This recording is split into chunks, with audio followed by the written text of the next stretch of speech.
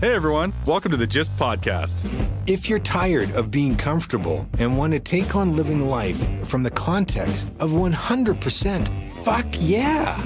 Join us each week as we share lessons we're experiencing in this crazy game called life. We invite you to play along and get your shit together. Take responsibility for how your life is currently going, and at the same time, take on new, fun, and sometimes crazy shit. We promise to challenge your thinking by being vulnerable, authentic, and straight up with what we're dealing with, what doesn't work, and what can.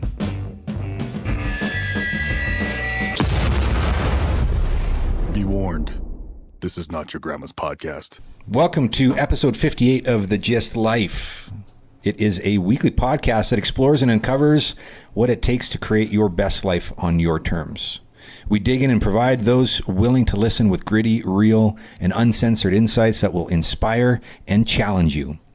Today, we are joined by fellow change agent from the CIA. Many would say he has a crystal ball and can see in the future. And it's been his experience that many more avoid the inevitability of the predictable future they're running towards due to their unwillingness to look into the long-term impacts of the steps they take or don't take moving forward. He's seen empires rise to greatness only to witness their demise as the seeds of status quo and the typical are allowed to run rampant. He's a difference maker here in Calgary, a rabid Stamps fan, a driver of positive change, and an artist at heart. Welcome, Barry Anderson. Thanks, David. I feel like I'm stepping into a mystical realm here. That's excellent. That's a great thing for someone to say. I know, right? A mystical realm here at the GYST. This is the mystical realm. It is about shining the light on the things that we would most of the time never give enough thought to. Yeah.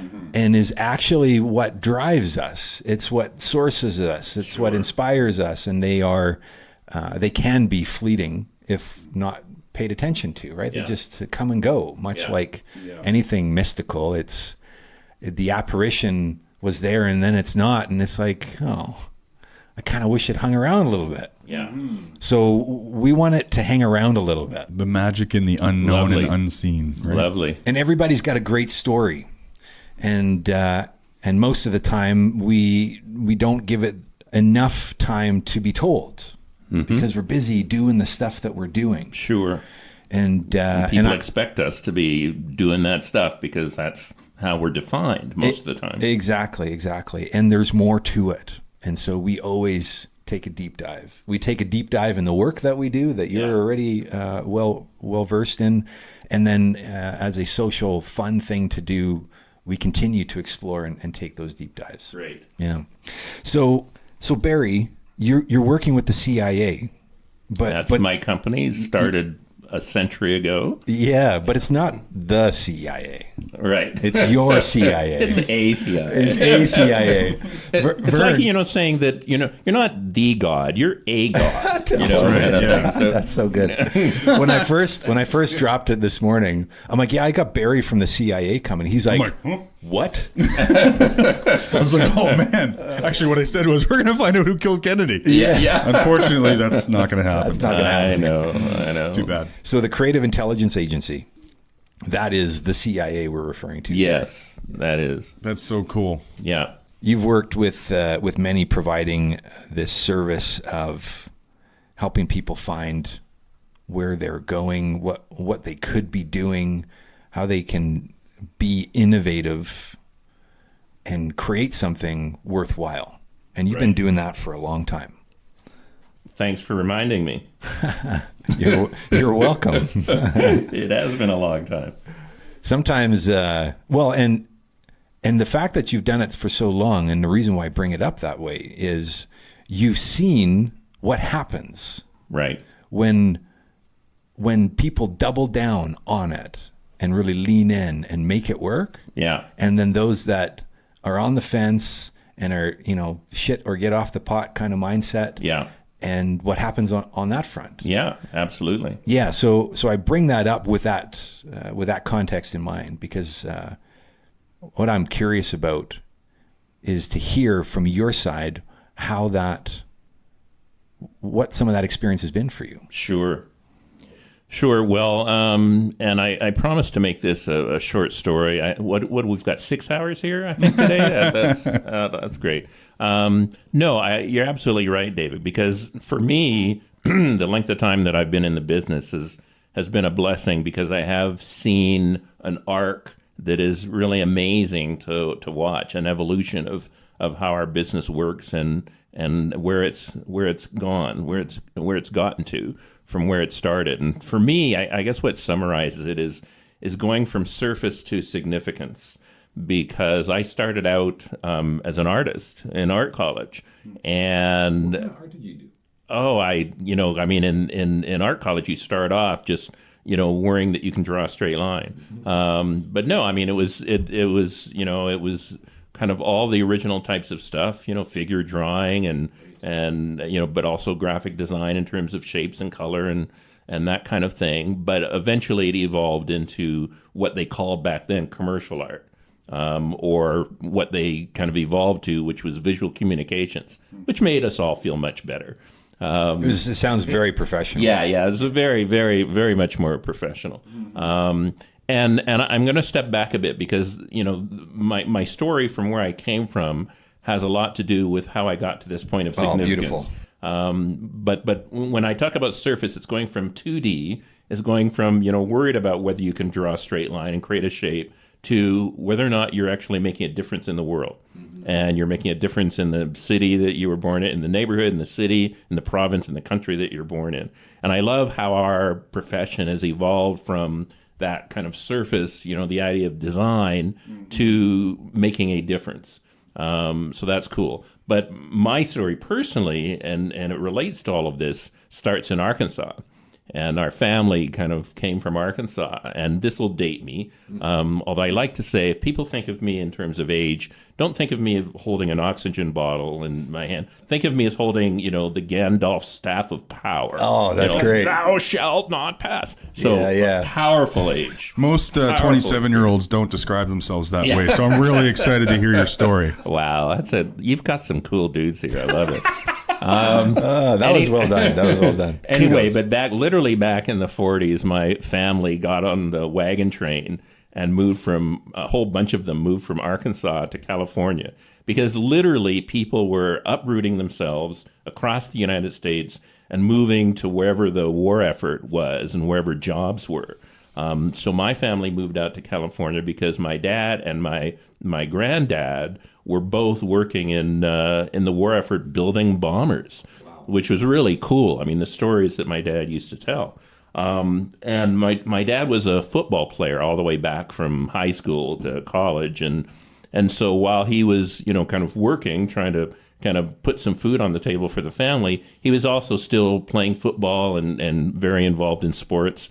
And so he got involved in some of the early football leagues in California. The leagues before that there was ever an NFL and before there were even blacks in the professional leagues, my dad was playing in all these kind of different types of leagues, junior leagues, varsity kind of leagues in the States. And that was really cool. And eventually he was able to break the color barrier and get into the professional leagues. Wow. And that kind of led us up to Canada, because at the time, the CFL was just a very new thing. And a lot of the coaches and owners were looking to the U.S. to say, how could we bolster our league? So, let's get some good old boys from the U.S. Let's get some good, big, husky boys. Because, of course, Americans are always built sturdier than we are. Larger, at least, anyway. So they literally were raiding different states and the leagues in the U.S. to bring players up here to bolster the Canadian Football League and give it some significance.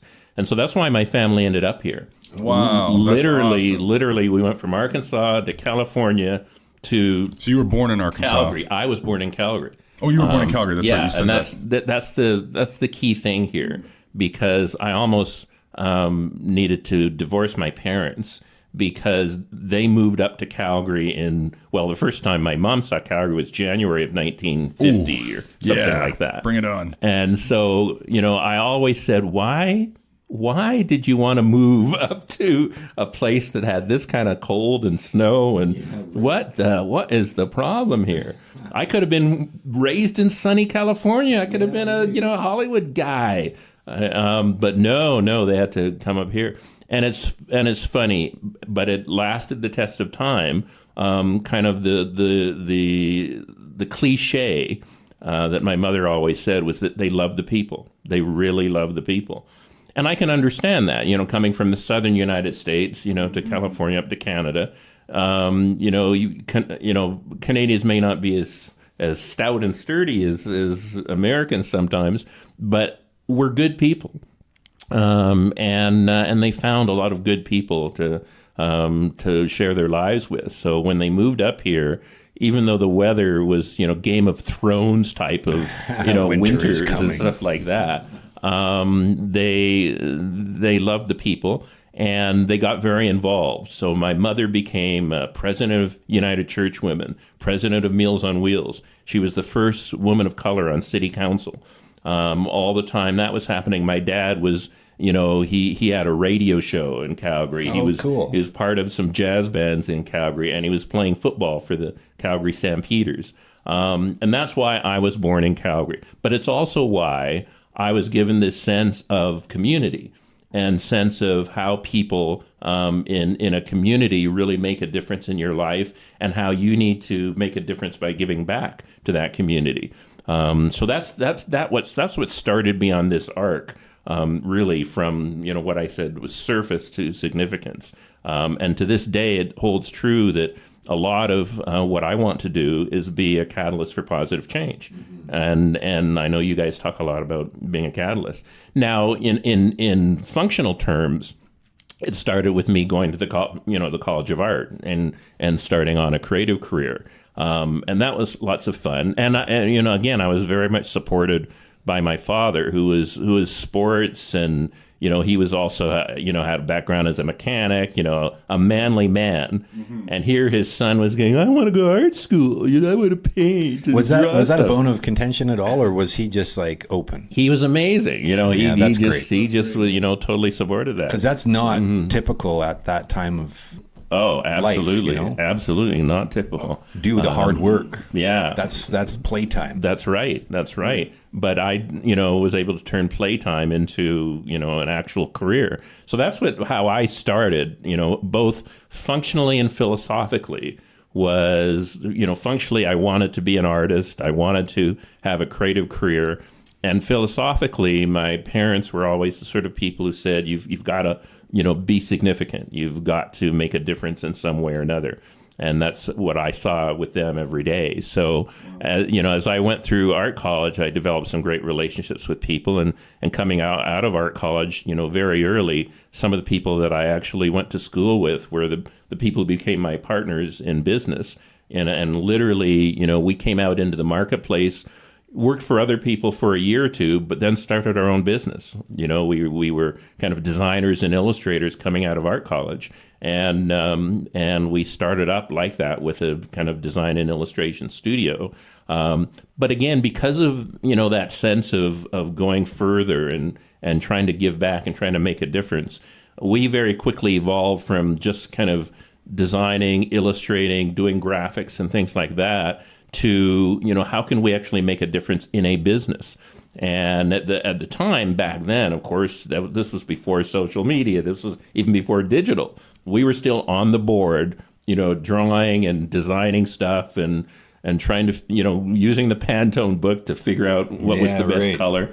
And we would have clients who would say to us, I think my logo should be red because that's, my wife's favorite color or whatever. That's my, or I want, to use this because, my business, started off in this particular part of the world. And I think we should include that in, our brand position and stuff like that. And we're going, well, I'm not sure that actually will make a difference to the people that you serve with your brand. So very early on, we started getting into conversations about not just what do you look like or even what you sound like, but why do you exist as an organization?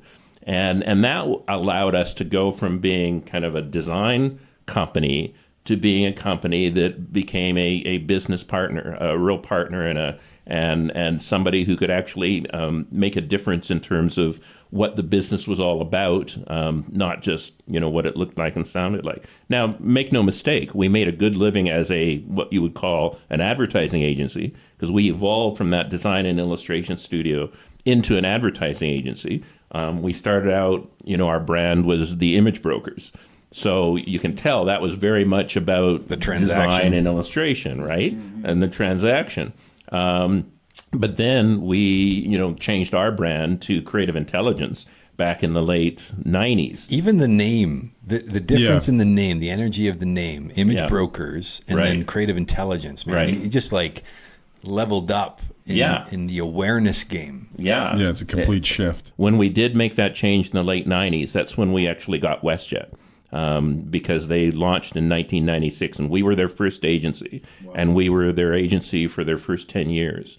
And at the beginning, it was kind of as a traditional advertising agency, but because of the whole nature of the way they started their business, which was very much like Southwest Airlines, this idea that culture is as important as everything else in the business. Because of them starting in that way, we really were very involved from the beginning in building the brand from the inside out. And that really set the stage for our philosophy for, the next 20 years, after that. Because, the whole idea of building a brand from the inside out is about, what are your values? What is your culture? How do you behave, with reference to those values to bring them to life? How do you integrate those values into absolutely everything that you do? And that was very much what started WestJet on its path to success, was because, for them, the culture was something that was not just a marketing concern. The culture was something that was embodied by a flight attendant, by a call center person, by, a maintenance guy. All of it was part of this kind of cultural renaissance and revolution. And so we were there at the very beginning, and we're part of that for their first 10 years. And that really set the stage for the fact that even today now, when I think of creative intelligence, it's still about that balance of strategy and creativity. But, the deeper aspect of what we do is we build brands from the inside out through culture. And supporting culture, championing culture, and then finding more and more unique ways to engage people around that culture, which leads us to our modern incarnation, which is really bringing kind of these unique strategic and creative ideas to the table with advanced technologies. Immersive technologies. It's really changed the landscape. Like that. Yeah, it's changed the landscape. Did you have a question? You wrote a couple of things. I'm curious to know, because I'm really fascinated by history. So I'm just curious to know what it was like for you growing up in Calgary, because it's obviously a lot different than it was than it is today. Yeah. And if you can sort of tie it into that transition from back when you were saying at first we're just the agency that was basically pumping out logos and creating that image to what was that shift for you? Because I can hear it in what you're saying. Inside of Calgary as an ecosystem. I can hear it in what you're saying in terms of what it was like for you growing up here. There was a real sense of connection and culture, right? And then it's we got to live our life and build business. And then it's wait a minute. Yeah. What can we have both? So I'm curious to know kind of what that was like for you. Yeah, well, you talked a little bit about, the U.S. and that migration and race and culture and things like that. And again, my parents came from Arkansas, the deep South, and moved to California, which is its own planet, and then so up here. But again, the thing that kind of was a common thread through that experience was because when they were in Arkansas, they actually lived in Little Rock and Hot Springs was a government town, so you didn't have the same level of racism that you might have had in a different, kind of town or urban area, because everybody had pretty good jobs. And a lot of it comes down to that, unfortunately. So, Isn't that interesting? So when they came up here, they were used to not treating race as a negative and a detriment, but treating it as a positive. And they always, and I was raised to not think of myself in any way, in any situation, as a victim, but as how can I contribute something unique because of who I am and where I came from. And that was very much embodied in my dad, because my dad was a football player, but he was an entertainer. Like I say, he was involved in music, and he was actually in movies when he was in California. He was a bit player in many movies. He was in the original Story of Seabiscuit. He was in the original Samson Delilah, literally as a spear chucker.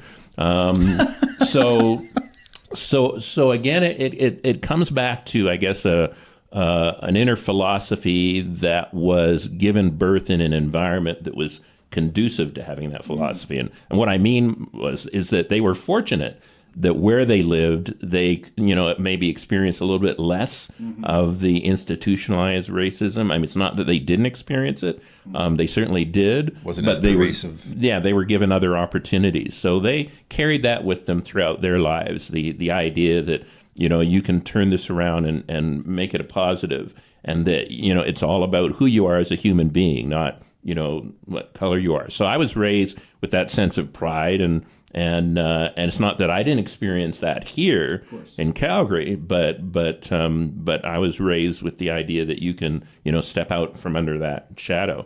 But of course, in the early years in Calgary, I've had people say to me, well, you'll never, make it as an ad agency in Calgary because you're never going to get, jobs from oil and gas companies because they're not going to give them to you. And I thought, oh, okay, well, watch, we'll see about that. We'll see about that. Let's find out about that. Yeah. And again, I think, so, you guys are talking so much about, culture in the story, from where you come from and where you get to. And that's very much, what drives me every day is I think about the journey that we've taken and that even our family has taken. And it has led me to kind of this firm idea that, you make it, you make your way, you make your destiny, and you do not need to be held back in any way, shape, or form. But it really has a lot to do with what you're willing to give, what you're willing to lean into, and the legacy that you want to create. You talk about race again. Black History Month was February, and my mother was honored at the end of Black History Month as a pioneer, as somebody who, again, was the first woman of color at City Council, but also was very active in the community in terms of Meals on Wheels, United Way, the church community. And then on the other side, my dad passed away in 2017. And at that time, the Stamps gave him a wonderful celebration at our first home game where I got to toss out, the coin to start the game. Oh, very cool. Stuff like that. And, I had, nearly 30,000 people, cheering, grieving, cheering, yelling along with us. So how could I not be invested in this city? How could you're I not? in. Yeah, I'm in. 100%. I'm in. So today, what I'm spending a lot of time doing is applying the same ideas that I started out with in terms of the surface, design and art and things like that. But then how we evolved into thinking in terms of culture and how we engage people in different ways. I'm applying those things now to more kind of civic issues and economic development issues, and how do we make a better city? You bring an interesting point up, and before you go down that rabbit hole, there's a stigma of Calgary. Right. What would you say most people say about Calgary? Well, most people say it's a cow town. The associations with Calgary have to do with cowboys and mountains. And that's still true. We're a cow town where we don't have culture here. It's all about the Rockies, that kind of thing. Right. What's actually, from your experience, what's actually the culture here? Well, there's and again, culture is also what you make of it and what you celebrate and what you support. And I think there's a sense that we need to celebrate this more, but there is a community spirit in Calgary that is amazing. And underlying all of the, you talk about what is Calgary? Well, the Western, Cowboys, Rockies, but of course, oil and gas. So those three pillars are the things that, we've built Calgary on, for better or for worse. They're a bit weathered now. Decade, and they are very weathered now. Yeah, not as strong foundations as they would have been before. Exactly. But I think that what people are looking at is how do we get back to what is the essence of Calgary? And I think, being in the business, that when we talk about brands today, we talk about, diving deep into the soul of an enterprise and understanding what its belief systems are and how it executes those belief systems, how it lives up to them, and how it shares that with the people it serves. So when we think in terms of Calgary, there's a community spirit that is really kind of somewhat unique to us. I mean, you could say that, a lot of cities have, they have their own version. They have their own version. Yeah. But we have a unique community spirit, and we have a unique entrepreneurial spirit that is not celebrated enough. We haven't figured out how to codify that, and how to coalesce that into a brand for the new economy. And when I talk about the new economy, we all talk about, what is Calgary 2.0 going to be? What is Calgary in the digital economy, in the new world global economy? And I don't think we've quite figured out that yet. And it's a real challenge, because I think what people have been, of course, shocked and stunned by, the oil and gas industry taking a dive. And, we have 30% vacancy in the downtown core. That's amazing. We have issues around, how we want to participate in the world. We had the issue around the Olympics, and that didn't work out. We had Amazon coming here saying, I'm not quite ready for prime time. And that has left us with wondering, well, as a futurist, my favorite futurist used to say, what happens after what happens next? Totally. Yeah. Calgary is one of those interesting places, and there's something going on quietly, siloed in many different areas of Calgary that are addressing what you just talked about right there. Yeah. So we have an inclination and a definite intention to expand and explore, and then it is driven by uncertainty or whether there is an openness elsewhere. Right. And so we stay inside of our silos because it's safe. Yep. It's predictable. There is a knowing that it can, if at the very least we're able to create it here in this one spot, that's a win. Right. Right. Yep. But the missing and the conversations that you and I have had, and the conversations that I have with other people, is that for us to really drive and create something that's never been created for us before, and likely for anybody before, because it's coming from that place, right, is we have to come and do it together. Right. Yeah, and the togetherness is a big part of it, because, as you say, there's a lot of interesting things happening here, but a lot of it's happening in isolation. Yeah, you wouldn't know about it. Yeah. You'd have actually no idea what's going on. It would blow your fucking mind if you heard it. You'd be like, what? Yeah. That's not happening here. No, it is. Well, and a lot of it revolves around innovation, as you know, and we've been a part of this. And so when we talk about the innovation ecosystem, and I'm going to bring up a buzzword. My favorite buzzword of the week is ecosystem. But in the innovation ecosystem, there's all these really interesting things happening. One is a technological point of view, in that there's a lot of emerging technology companies and organizations and individuals, professionals who are creating, kind of world-beating enterprises through new technologies. You and I were both at a gaming town hall, to celebrate and introduce a global gaming company that has come to Calgary, because we do have that entrepreneurial spirit and that, kind of culture of innovation that's beginning to grow. So you've got the gaming community. We're involved in creating a partnership with an international immersive technology company in VR, AR, MR. That is something that is growing in leaps and bounds. You've got artificial intelligence that it's growing at leaps and bounds. And there's this is all organizations. happening in Calgary. Yeah, in nodes, little pockets of emerging technologies and new technologies and interesting things that are happening in terms of being innovative. I'm really fascinated by that because, I'm not exposed to a lot of these things. And also I'm curious, like, why is it so underneath? Because you were talking about how your company shifted like 20 years ago. Right. So I'm curious to know what that conversation was like what actually had you explore that and go, we're going to take a bit of a deeper dive here. Like, well, I think it was again that pressure or push, certainly within myself and my partners to be more significant in the process, to move from surface to significance. And I think that's kind of fundamental stuff. I think it's find part that, of our journey as people. Yeah, as We're human always looking beings, for that. so that could have happened in the 30s, the 40s, the 50s, the 90s.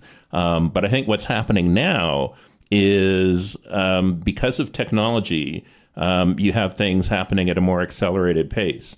And you have wider, broader opportunities for a small company to operate globally, for a global company to operate like a small company, for boundaries and markets to all of a sudden disappear in terms of barriers. It's no longer just my neighborhood, my city, my province.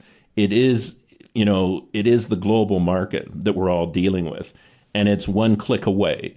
And so that the whole idea of the enabling that happens because of technology then comes head to head with that entrepreneurial spirit, and all of a sudden you have an acceleration of these things going on.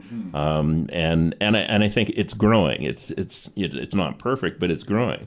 Happens in fits and starts because, for instance, that global kind of gaming company that we talked about, they were looking at down east. They were looking at, maybe Montreal, we should go to Toronto Ontario, or Montreal, yep. place like that. It's only because of a few dynamic entrepreneurs here who said, wait a minute, look at Calgary, look at what we're building here. And that's the key. You pointed to it right there.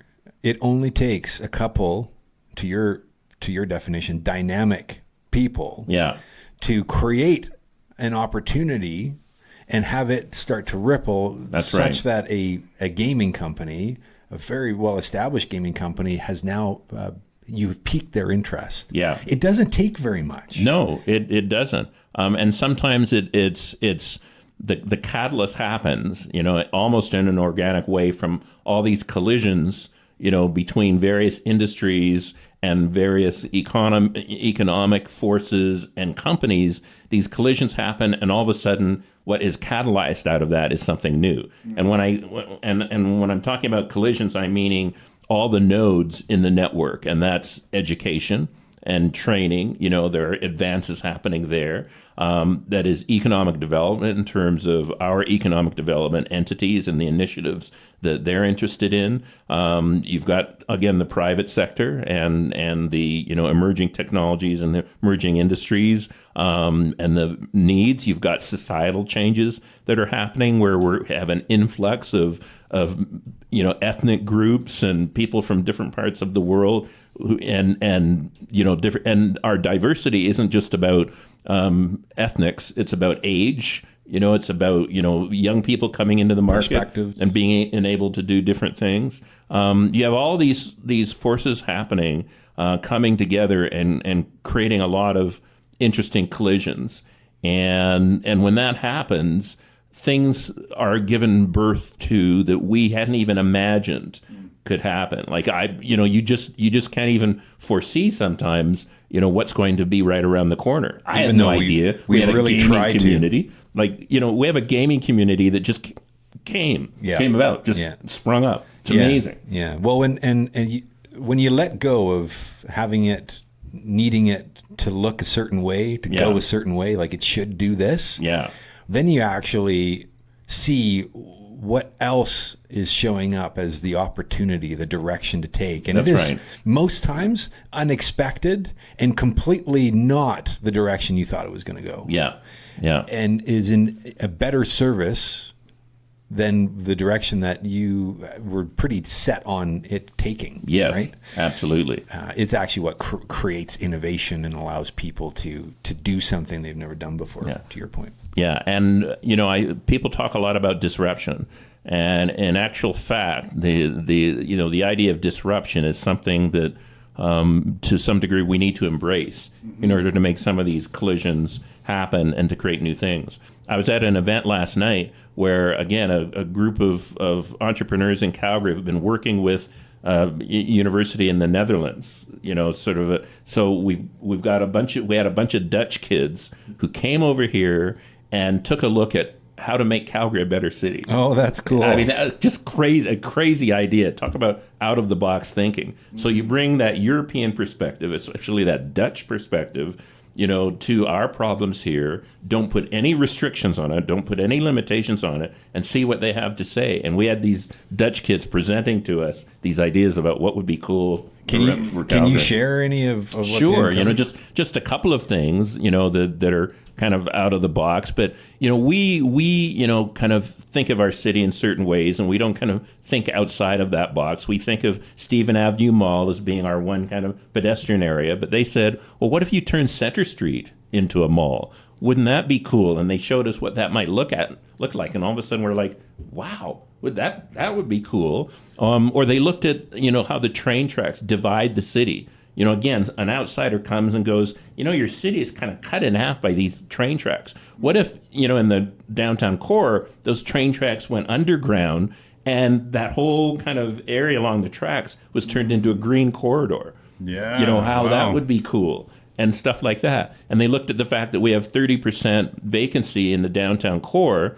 And they said, well, what if that was turned into residential? Even if you took, 30% of the 30%.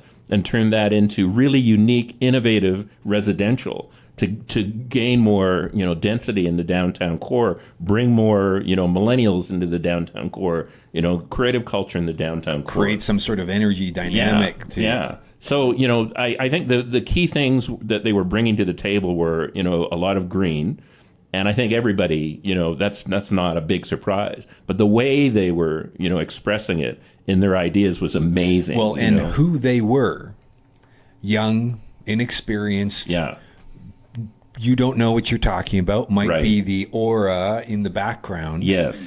But then when you reframe and reshape the context. Yeah. And allow them to actually share without restriction, without That's right. limitation, something inevitably happens in that exchange. Yeah. You can't not. The other big idea they were bringing to the table was about transportation, was about, this is very European, about bicycle kind of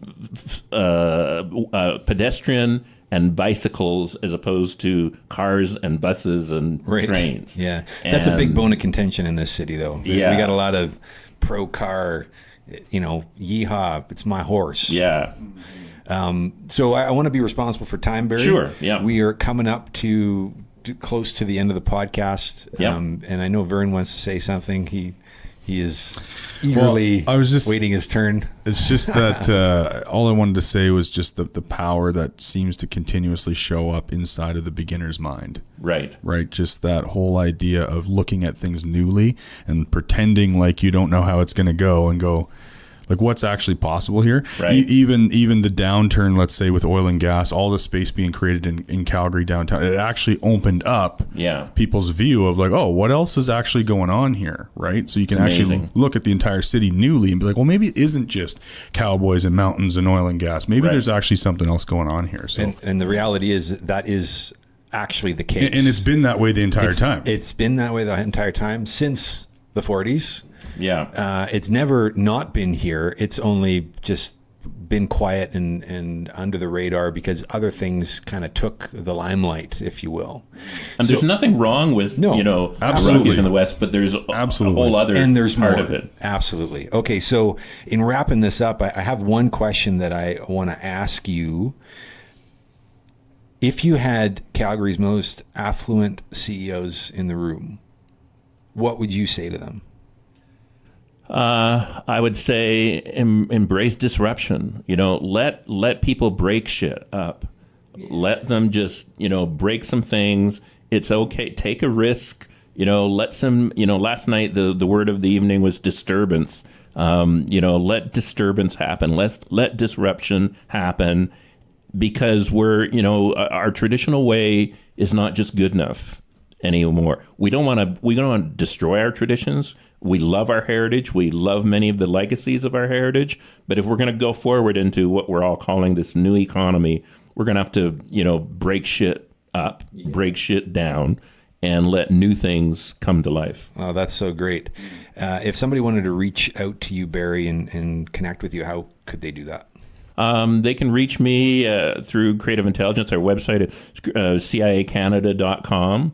Or they can reach me at Barrya, Barrya, at ciacanada.com. Send me a nasty, disruptive email, and it'll make my day. Yeah, awesome. Yeah, do that. Send a disruptive email. I'm going to be the first one to do that. It'll be anonymous, though, so you won't know it's me. Yeah. Barry, this was a pleasure. And as always, there's never enough time to explore and continue to pull this thing apart. And so we want to have you come back and talk a little bit more, because there's a lot going on. And I think for those listening, to really get a sense of what's happening, whether you're local or not, the ripple effect is quite profound when you just get a pulse on what's happening. For sure. And something shows up for everybody there. All right. So that was episode 58 of the GYST Life podcast.